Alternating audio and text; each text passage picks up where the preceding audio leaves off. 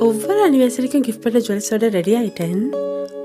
But இன்னைக்கு எப்பவுமே நம்பிக்கையான கிருஷ்ணிகா ஜுவல்லர்ஸின் new design. Happy anniversary love. Krishnika jewellers, Ealing road, Wembley. Trusted for generation.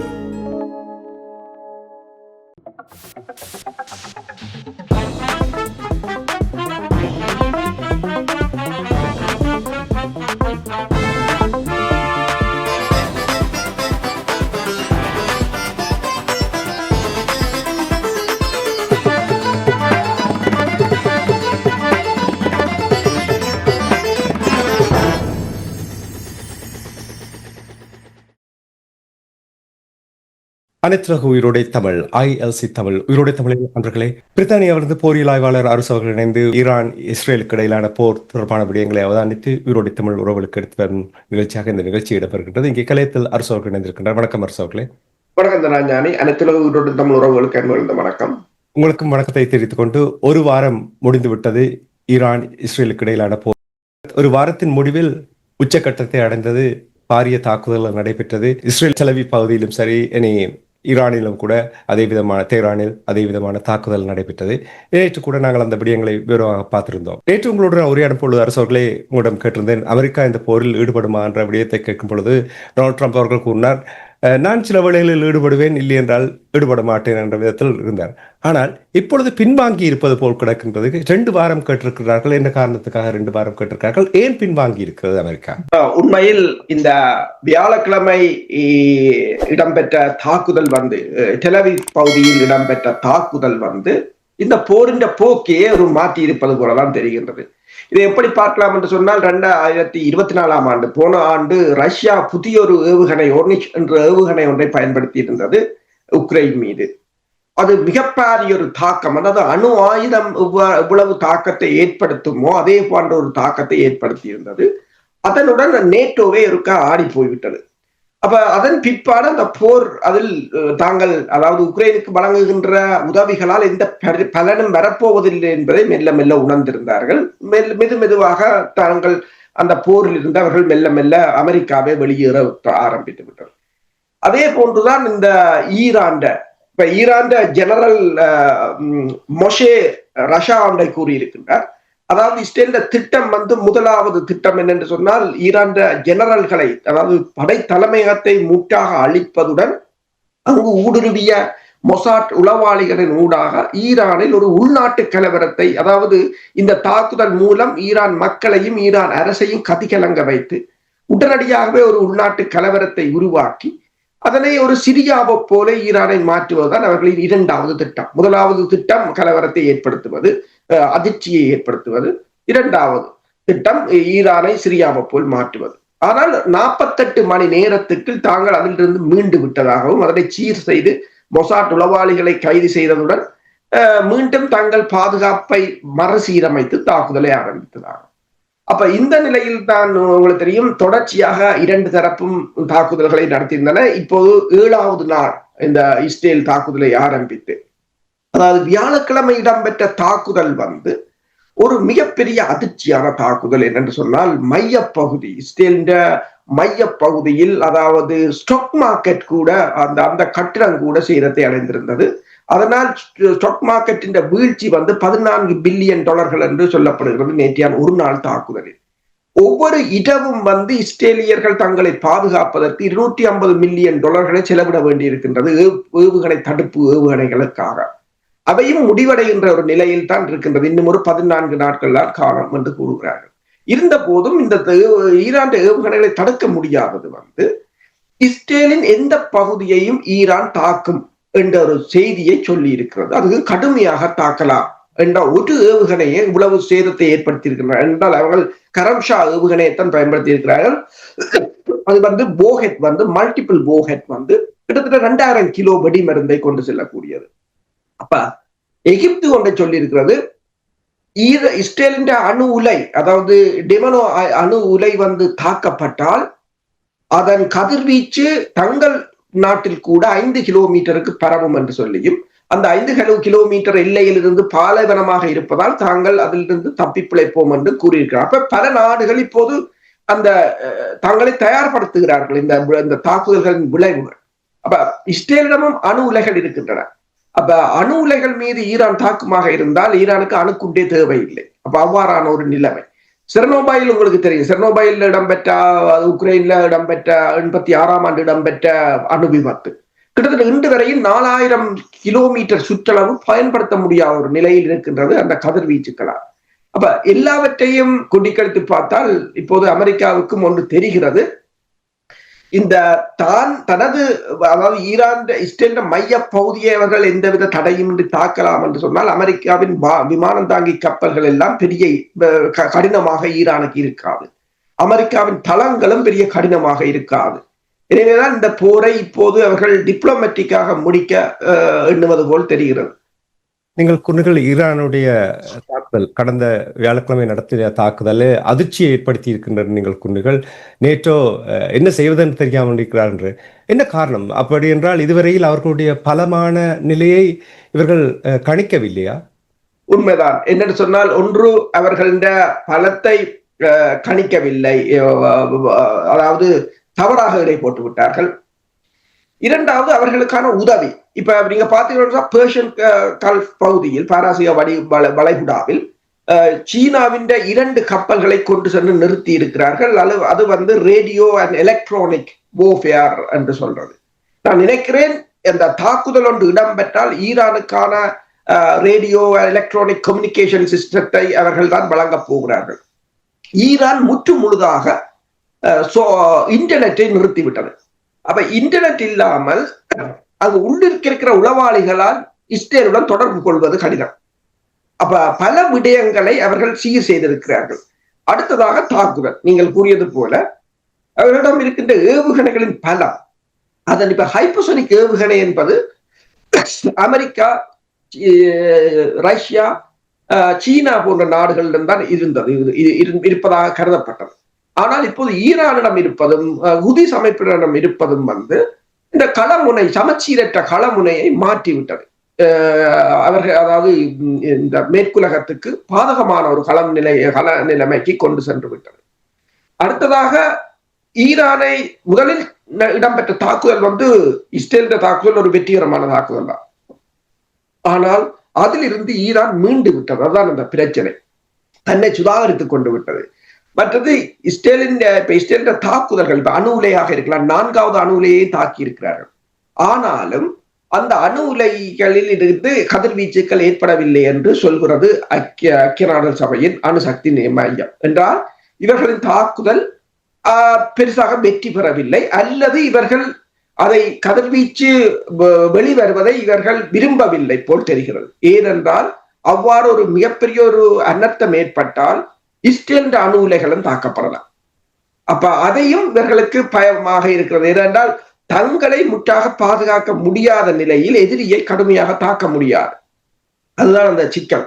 அப்ப இதில் ரஷ்யாவும் ஒன்றை கூறி இருக்கின்றது, ஈரான், அதாவது ஈரான் தங்களுடன் மேற்கொண்ட உடன்பாட்டில் பாதுகாப்பு தொடர்பான உடன்பாட்டை மேற்கொள்ளவில்லை. தாங்கள் வான் பாதுகாப்புக்கு தாங்கள் ஈரானுடைய மறுசீரமைப்பதாக கூறினாலும் ஈரான் அதில் பெரிய இன்ட்ரெஸ்ட் எடுக்கவில்லை என்று புட்டின் கூறியிருக்கின்றார் நேற்று. அது மட்டுமல்ல அவர் கூறுகிறார், ஆனால் இனி ஈரான்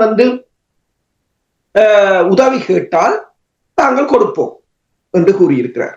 அப்ப அமெரிக்கா இறங்குமாக இருந்தால், ரஷ்யாவோ சீனாவோ பாகிஸ்தானோ உதவிகளை மேற்கொள்ளுமாக இருந்தால் இந்த களமுனை மேலும், அதாவது அணு ஆயுதத்தை பயன்படுத்துவதை தவிர வேறு வழிகள் இருக்காது. ஏனென்றால் தற்போது மேற்குலகத்திடம் இருக்கின்ற ஆயுதங்கள் ஒன்றும் வேலை செய்கிறதில்லை. தாக்குதலுக்கும் அல்லது சரி தடுப்புக்கும் சரி பெருசாக கை கொடுப்பதாக இல்லை.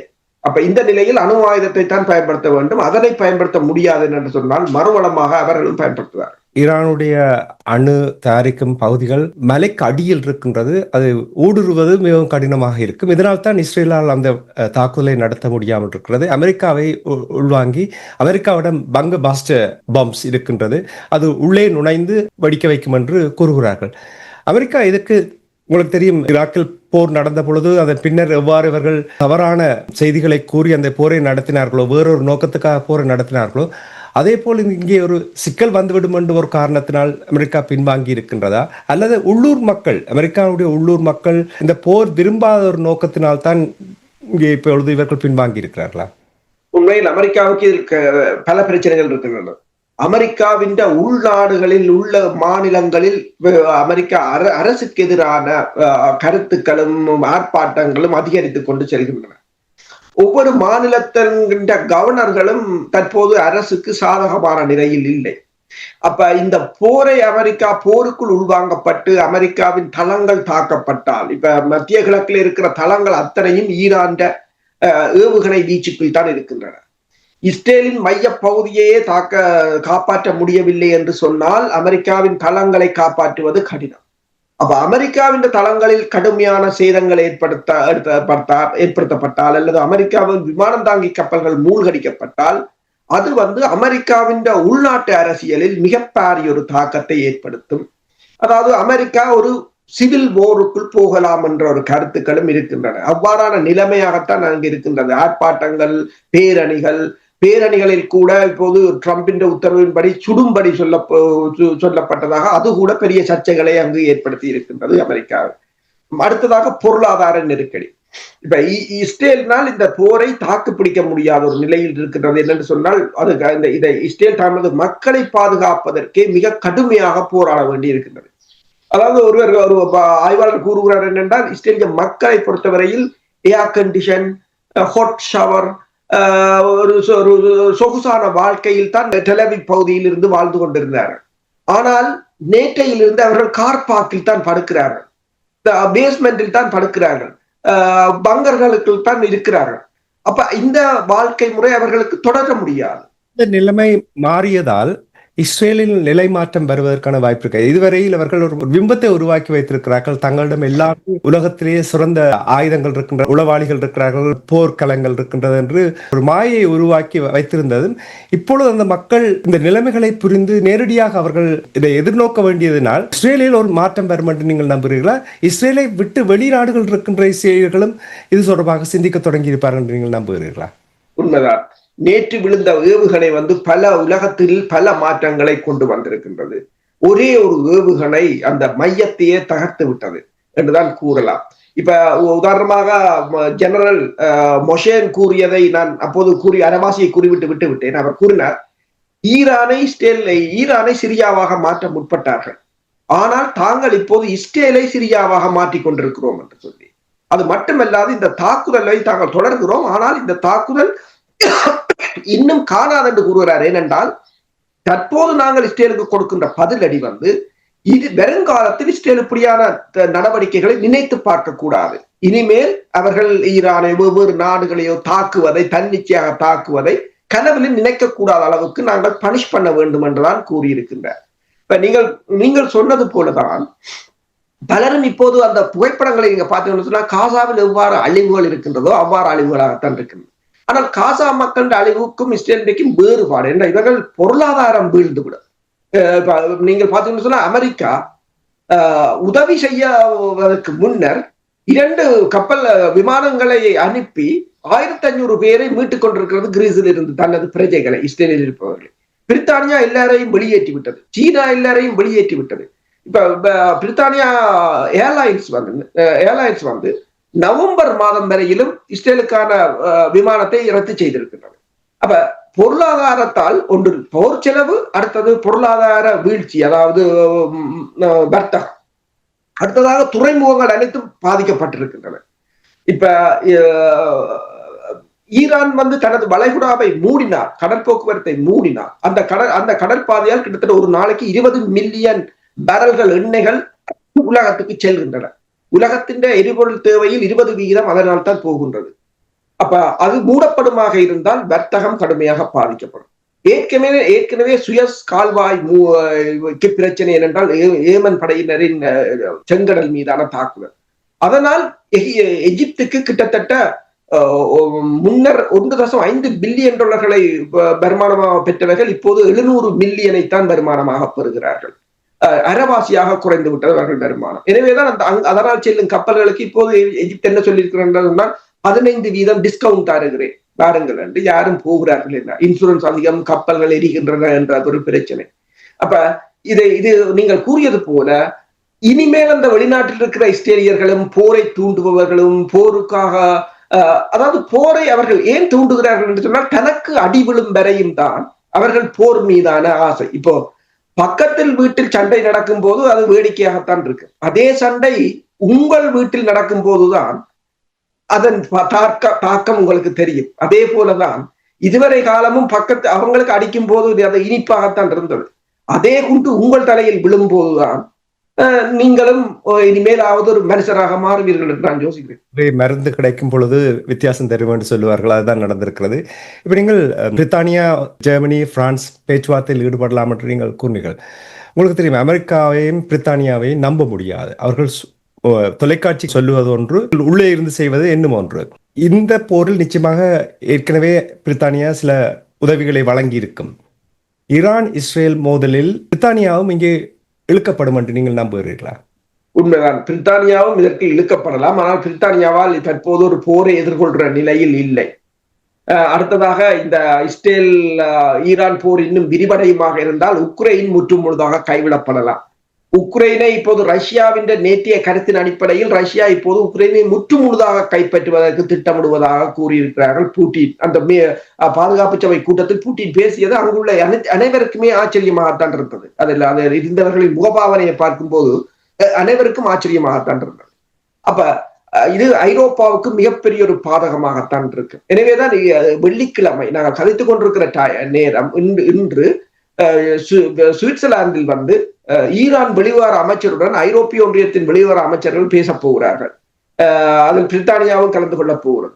ட்ரம்பும் போட்டிருக்கிறார் ட்வீட் என்னென்று சொன்னால், தானும் அந்த பேச்சுக்கள் என்ன பேசுகிறார்கள் என்பதை அறிய ஆவலுடன் இருப்பதாக. அப்ப முதலில் 48 மணி நேரத்துக்கு தான் முடிவெடுப்பேன் என்றவர் இப்போது கூறுகிறார் என்னென்று சொன்னால், இன்னும் 2 வாரங்களில் அமெரிக்கா தன் முடிவை எடுக்கும் என்று. 7 நாட்கள் தாக்கு பிடிக்க முடியவில்லை. இன்றுடன் 7 நாள். இப்ப 2 வாரங்களுக்கு போரே முடிந்துவிடும். ட்ரம்ப் முடிவெடுப்பதற்கு முன்னர் போரே முடிந்துவிடும். இதை நாங்கள் முதல்ல கூறினோம். அது ட்ரம்பை நம்பி இறங்க முடியாது என்றால் அது அவர் தான் முக்கியமான காரணமா. மற்றவர்கள் இணைந்து கொள்வதற்கு தயங்க வளமையா தெரியும். உங்களுக்கு தெரியும், ஈராக் போர் நடந்த பொழுது எல்லோரும் அமெரிக்காவுக்கு பின்னால் ஓடினார்கள். ஆனால் இப்பொழுது கொஞ்சம் அமர்த்தி வாசிப்பது போல் தெரிகிறது. அதுக்கு ட்ரம்ப் தான் காரணமா? உண்மைதான். என்னென்று சொன்னால் அரசு தலைவராக வந்ததிலும் ஒரு பிரயோசனம் இருக்கிறது. உண்மைதான். மற்றது ஏனையவர்களுக்கு தெரிகிறது, ஈராக் போர் நடந்த போது ஆயுத பலங்கள், போரியல் முறைகள் வேறு, இப்போதைய போரியல் முறைகள் வேறு. அப்ப இந்த தற்போதைய நிலையில் ஒரு பல்முனைவாக்கப்பட்ட உலக ஒழுங்கு உருவாகி வருகிறது. அதில் ஈரான் விழுமாக இருந்தால் அந்த உலக ஒழுங்குக்கு மிகப்பெரிய ஒரு ஆபத்தாக முடியும். எனவேதான் ஈரானை பாதுகாப்பதில் சீனாவாக இருக்கலாம், ரஷ்யாவாக இருக்கலாம், முனைப்பாக நிற்கின்றது. ரஷ்யா அமெரிக்காவுக்கு கொடுத்த வார்னிங்கும் கடுமையானது. ரஷ்யா ஒன்றை கூறியிருக்கிறது, அமெரிக்கா கனவுல நினைக்க கூடாது இஸ்ரேலுக்கு உதவுவோம் என்று. அடுத்ததாக கூறியிருக்கிறது, இப்போது அமெரிக்காவுக்கும் ரஷ்யாவுக்கும் இடையிலான உறவுகள் முறியும் என்று கூறியிருக்கிறார். பெஸ்கோவ் கூறியிருக்கிறார் என்று சொன்னால், இந்த உறவுகள் முறியும் என்று சொன்னால் உக்ரைனை பேர்ந்து அமெரிக்காவும் எதுவும் செய்ய முடியாத ஒரு நிலையும் ஏற்படும். அப்ப சிக்கலான ஒரு களமுனை. அப்ப மேற்குலகம் மெதுவாக இதிலிருந்து பின்வாங்குவது போலதான் தெரிகிறது. அன்று ஒரு வீடியோ காணொளி பார்த்தேன். டெட் க்ரூஸ் ரிப்பப்ளிக்கன் செனட்டருக்கு காசன் அவர்களுக்கும் இடையில் நடந்த விவாதம் தொடர்பாக பார்த்திருந்தேன். அவர்கள் நேரடியாக ரஷ்யா தங்களுடைய எனிமி என்று சொல்லுகிறார்கள். அதே போல் ஈரான் தங்களுடைய எனிமி. இஸ்ரேலை யார் தாக்கினாலும் அவர்கள் அமெரிக்காவை தாக்குவார்கள் என்றபடியால் நாங்கள் இஸ்ரேலுக்கு முழு ஆதரவையும் வழங்குவார்கள் என்று வெளிப்படையாக இவர்கள் இவ்வளவு காலமும் அவர்கள் கொஞ்சம் அமர்த்தி வாசித்தாலும் வெளிப்படையாக கூறுகிறார்கள். உண்மையான நிலைமைகள் எல்லாம் இப்பொழுது வெளிவந்து கொண்டிருக்கிறது. இது எவ்வளவு ஆபத்தை ஏற்படுத்தும் இந்த அணு என்னமொரு விடயம். அதில் என்னவென்றால், ஈரானிடம் இருக்கின்ற அணு ஆயுதம் அதை பதப்படுத்தி இன்னொரு வருடத்துக்குள் அவர்கள் ஆயுதத்தை தயாரித்து விடலாம் என்று சொல்லுகிறார்கள். இது உண்மையா அல்லது இவர்களுடைய கட்டுக்கதையா? ஐக்கிய சபையின் எனர்ஜி பிரிவின் தலைவர், அணுசக்தி பிரிவின் தலைவர் கூறியிருக்கிறார், அவ்வாறு ஈரான் அணு ஆயுதத்தை தயாரிக்கும் நிலையில் இப்போது இல்லை. சில பல வருடங்கள் செல்லலாம், ஆனால் இப்போது இல்லை என்று. அதைத்தான் துல்சி ஹபாட்டும் கூறியிருக்கிறார், அமெரிக்காவின் புலனாய்வுத்துறையின் தலைவரும் கூறியிருக்கிறார். ஆனால் இவர்கள் அதை மறுதளித்து போவது என்பது ஈரானை ஒரு சிரியா போல, ஈராக் போல அந்த பிராந்தியத்தில் இருந்து அழித்து விடுவதற்கான ஒரு காரணத்தை தேடுவதாகத்தான் பார்க்கக்கூடியதாக இருக்கின்றது. இப்ப நீங்கள் பார்த்த அதே காணொளியில் தான் நானும் பார்த்திருந்தேன். அப்போது அவர் கேட்கிறார், பேர் மறந்து அவர் கேட்கிறார் ஒரு கேள்வி, நீங்கள் காட்சி மாற்றம் ஏற்படுத்த போகின்ற அந்த ஈரானில எத்தனை மில்லியன் மக்கள் இருக்கிறார்கள், அது தெரியாதவருக்கு. அப்ப அவர் சொன்னார், எத்தனை மில்லியன் மக்கள் இருக்கிறன்னு தெரியாத ஒரு நாட்டில நீங்கள் ஆட்சி மாற்றத்தை ஏற்படுத்த போறீங்க. அதாவது ஒரு ரண்டமாக நீங்கள் அந்த மக்களை பற்றி கவலை இல்லை, அந்த நாட்டை பற்றி கவலை இல்லை, உங்களுக்கு தேவை அங்கு உங்களுக்கான ஒரு எடுபடி அங்கு வேலை செய்ய வேண்டும், அதான் உங்களுக்கு தேவை என்றார். அப்ப அவர் திருப்பி இவரிடம் கேட்டார், செனட்டர் உங்களுக்கு தெரியுமா, 91 மில்லியன் மக்கள் இருக்கிறார்கள், இஸ்ரேல்ல 10 மில்லியன் மக்கள் இருக்கிறார்கள். அப்ப இரண்டையும் ஒப்பிட முடியாது. இப்ப என்னன்னு சொன்னால், நீங்கள் சொன்னது போல அவர்கள் அதாவது இந்த தாங்கள் நினைத்தது போல் இப்ப நீங்கள் ஒவ்வொரு நாட்டையும் தாங்கள் என்ன சொல்கிறோமோ அதன்படி அந்த நாடுகள் நடக்க வேண்டும் என்று எதிர்பார்க்கிறார்கள். இஸ்ரேல் அங்க இருக்கிறது, அமெரிக்கா அங்க இருக்கிறது. விட்டு போகிறது நம்பர் இருக்குங்களா? இந்த கட்டுப்பாடுகள் கொஞ்சம் கொஞ்சமாக விட்டு போகிறது என்று நம்பர் இருக்கு. மெல்ல மெல்ல விடுபட்டு கொண்டு இப்போது மாறிக்கொண்டு வருகிறது. உலக ஒழுங்கு மெல்ல மெல்ல மாறிக்கொண்டு வருகிறது. இனிமேல் இவர்களால் நான் நினைக்கவில்லை. இப்போ உங்களுக்கு தெரியும், ஈரான் போர் கூட இப்போது முடிவுக்கு, இப்போது முதலில் வேகமாக இருந்தவர்கள் அணு ஆயுதம் கூட பயன்படுத்தலாம் என்று இருந்தவர்கள் இப்போது அணு ஆயுதம் கூட பயன்படுத்த முடியாது என்று சொன்னால், இன்று டெலவிவ் பகுதியில் விழுந்த ஏவுகணை நாளைக்கு இஸ்ரேல் அணு உலை மீது விழுமாக இருந்தால் அந்த பிராந்தியமே ஒரு மிகப்பெரிய ஒரு இஸ்ரேல் என்ற ஒரு நாடே இருக்க முடியாத ஒரு நிலையாகத்தான் இருக்கு. அப்ப இப்போ அதாவது இந்த எதிரி ஒவ்வொரு நாடுகளின் பலம் தான் இந்த போரையும் அமைதியையும் தீர்மானிக்கின்றது. இப்போது இந்த அமைதி என்றது பேச்சுக்களாலோ அல்லது மனிதநேயத்தாலேயோ வரவில்லை. ஈரான் பயன்படுத்திய ஏவுகணை தான் இந்த அமைதியை கொண்டு வரப்போகிறது போல் தெரிகிறது. இருந்தாலும் பொறுத்து பார்ப்போம், இறுதி நேரத்தில் எதுவும் மாறலாம். நாளைக்கு அவர்கள் அது தாக்குதலை நடத்துவதாக இருக்காது. இப்போது இன்னொரு செய்தி வருகிறது என்னென்றால், இஸ்ரேல் பங்கபேஸ்டர் குண்டுகள் வேலை செய்யாது விட்டால் சிறப்பு படையணியினரை களத்தில் இறக்கப் போகிறார்கள் என்றும் கூறப்படுகிறது. அவர்கள் இராணுவம் உள்ளுக்கு சென்று அதை தகர்ப்பதால். ஆனால் அது எவ்வளவு சாத்தியப்படும் என்பதை நாங்கள் பொறுத்திருந்தான் பார்க்கிறோம். நிச்சயமாக நிறைய விடயங்கள் மூவிங் பாஸ், நிறைய விடயங்கள் நடைபெற்றுக் கொண்டிருக்கின்றது. அவற்றை நாங்கள் அவதானித்து எடுத்து வருவோம். ஆனால் வெள்ளிக்கிழமை அதிகாலை எந்த ஒரு தாக்குதலும் நடைபெறவில்லை என்றது ஓரளவுக்கு நிம்மதி அளிக்கின்றது. என்றால் அணு ஆயுதம் இருக்கின்ற 2 நாடுகளுக்கும் இடையில் பிரச்சனைகள் வந்தால் அது என்ன எங்கே கொண்டே முடிக்குமோ தெரியாது. எல்லோருக்குமே நல்ல அனுபவம் இருக்கும் ஜப்பானில் என்ன நடந்த என்ற விடயங்கள். இன்றைய நிகழ்ச்சியில் இணைந்து இப்பொழுது உள்ள ஈரான் இஸ்ரேலுக்கு இடையிலான போர் தொடர்பான நிலைமைகளை உயிரோடு தமிழ் உறவுகளோடு பகிர்ந்து கொண்டமைக்காக அன்பர்கள் சார்பாக நன்றி குறிக்கொண்டு மீண்டும் என்ன ஒரு நிகழ்ச்சியில் இணைந்திருப்போம். அதுவரைக்கும் நன்றி, வணக்கம் அரசு அவர்களே. நன்றி, வணக்கம். எமது பார்வையாளர்களுக்கு வணக்கம். மக்களின் குரலாய் ஓங்கி ஒலிக்கும் இலக்கு மின்னிதழ் மற்றும் உயிரோடை தமிழ் வானொலி ஆகிய இவ்விரு ஊடகங்களும் உங்களைப் போன்ற எமது நேயர்கள் நண்பர்களின் ஆதரவிலேயே இயங்கி வருகின்றன.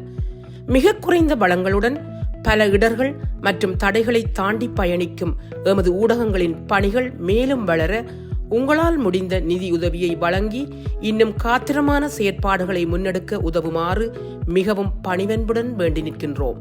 உங்கள் பங்களிப்பு உங்களின் உரிமை குரலாய் ஓங்கி ஒலிக்கும். நன்றி.